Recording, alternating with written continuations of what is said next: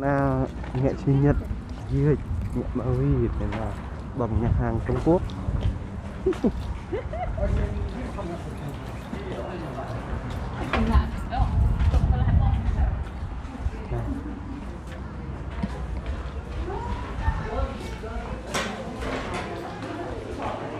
I don't know you too.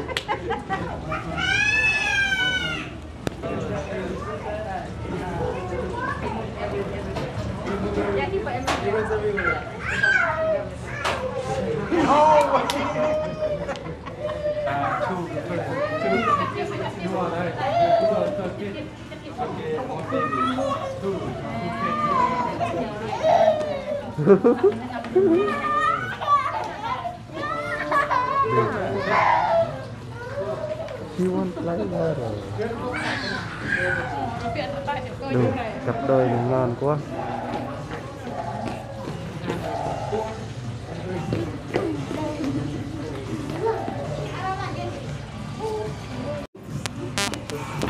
Tối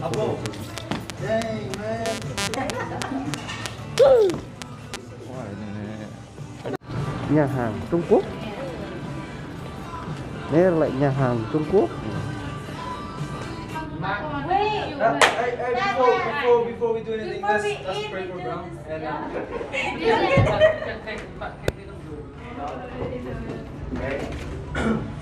And I have a note to read to Brown too, okay? If you guys would like to listen.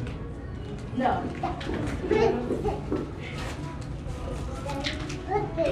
Whose birthday?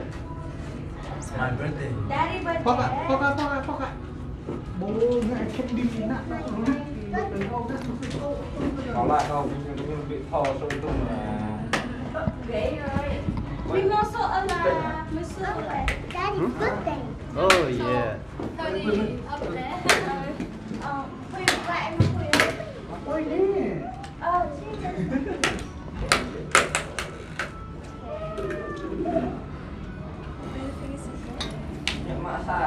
Quá ada. Coba. Duduk peti lah. Hey. Ini duduk peti kau eh. Lama. Happy birthday to you. Happy birthday to you. Happy birthday to Brownie. Happy birthday to you.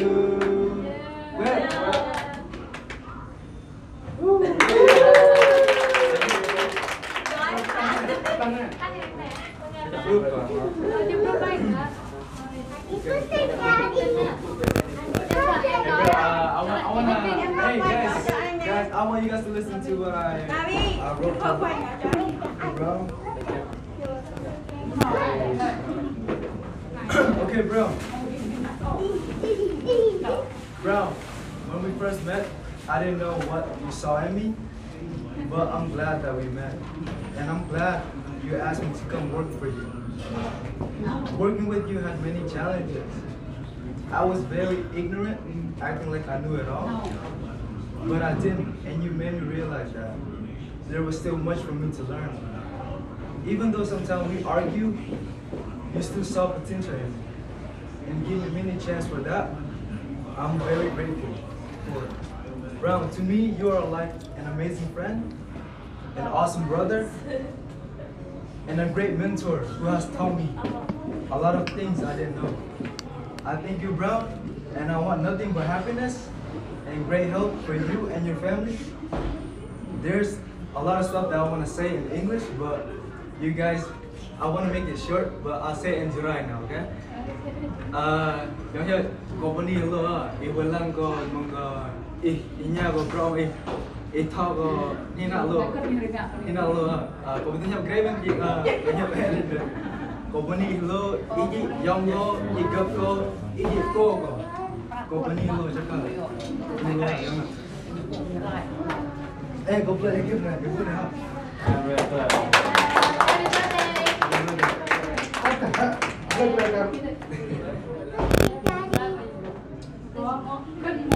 Did I get?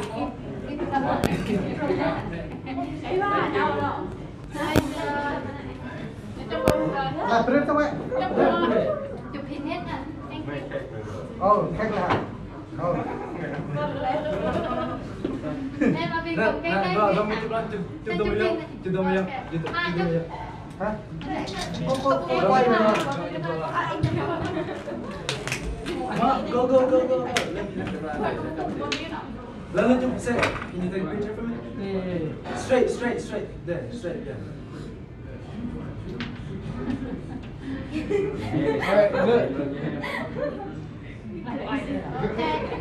Cầm khét kia, cầm khét sang phép cầm ma. Đây này. Em là. Chấp luôn sẽ chấp lên đó. Quay tay mình này chặt hay. Ok, mua. Let's take picture. Ăn trước.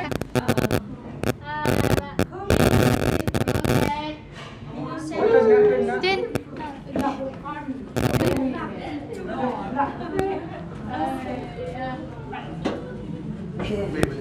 Crop nhau hả? Bây giờ tôi.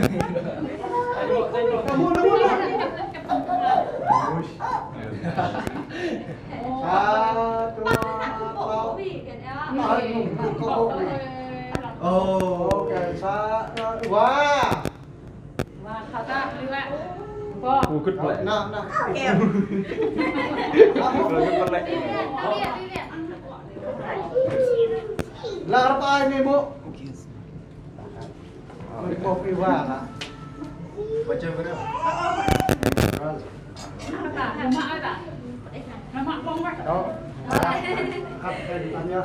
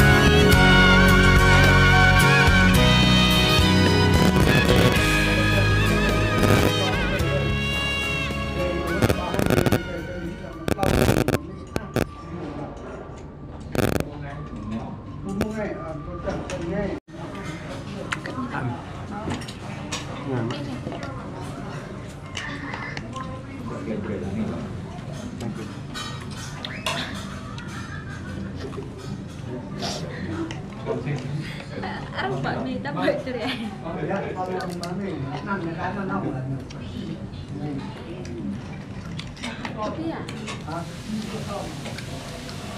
Operasi như bằng operasi.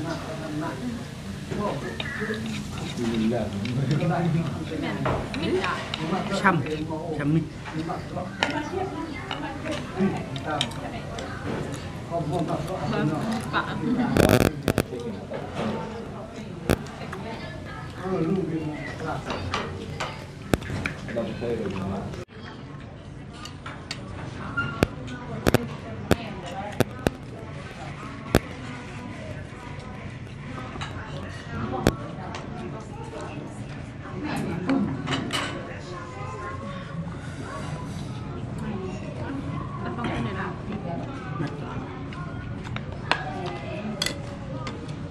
Coi.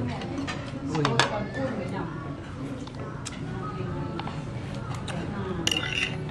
Con.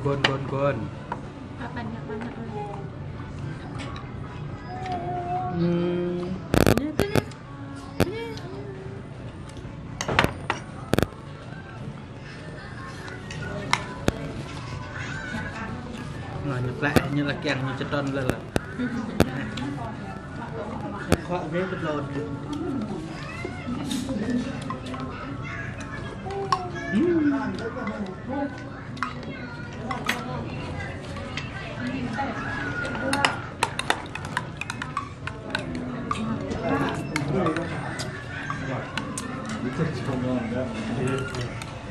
Well, you got the sweets and now you got the meat.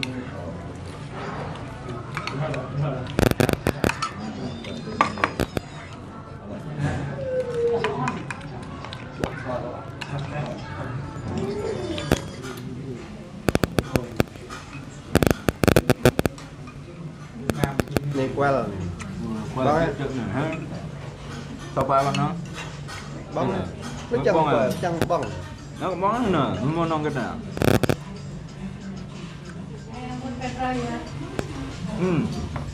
Em là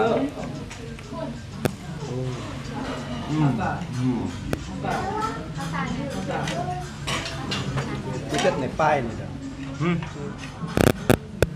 bia đây là em fry là bóng ạ nữa và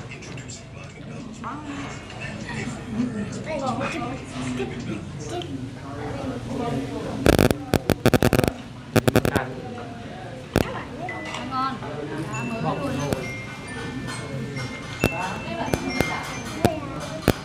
tôi buông ta Thật đó, lần review này. mình thịt một kẹ bóng á đang là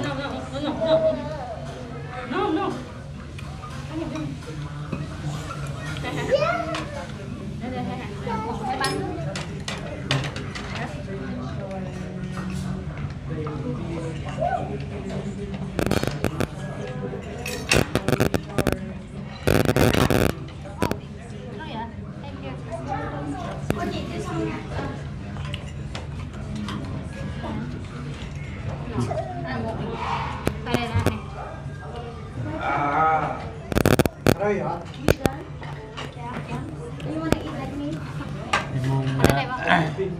Mùng navy này, play này, special.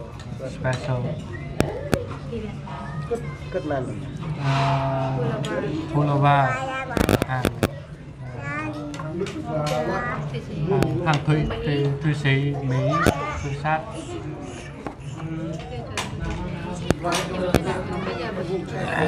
Loại này là mình đa là hàng có Rado. Dạ. Cần zoom đúng không? Dạ. Mình brom á. Tùm tỏi là dạ. Rồi là review dạ, mình lưu lên mất dạ. Mình thường mua tùm tàu hết là tùm tỏi. Chú tàu mẹ upload mùng.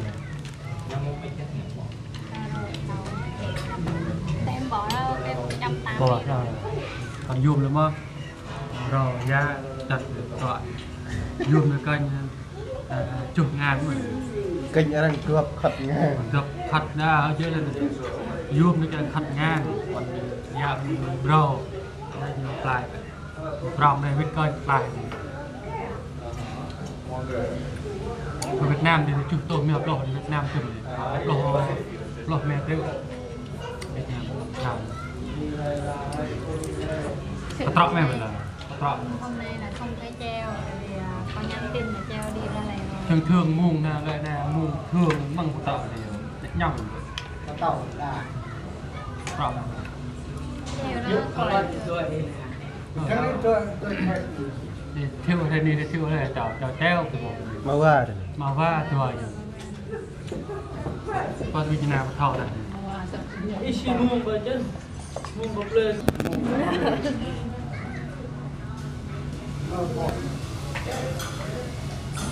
bóng á Not here. ah No, not here. over there oh wait down yeah Where is over? oh wait down over there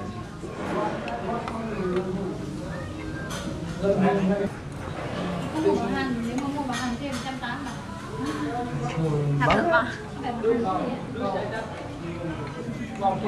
Thật bằng đó. bóng lóc chúng ta đang lằng màu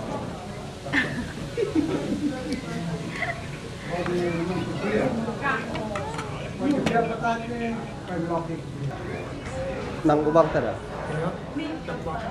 Quay quay ăn bên Nung quay cho bao nhiêu thứ mà nhà này mỏng nhá cái này hay mà cái thực thể mà vì vòng tờ tỏi em bị cả rồi mũi đỏ trong hạt bỏng Rương cả rồi.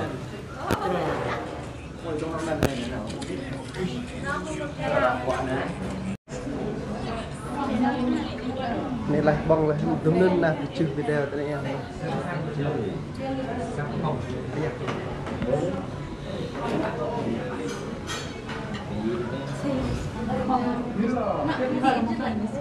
Chưa theo rồi. no you Cara. no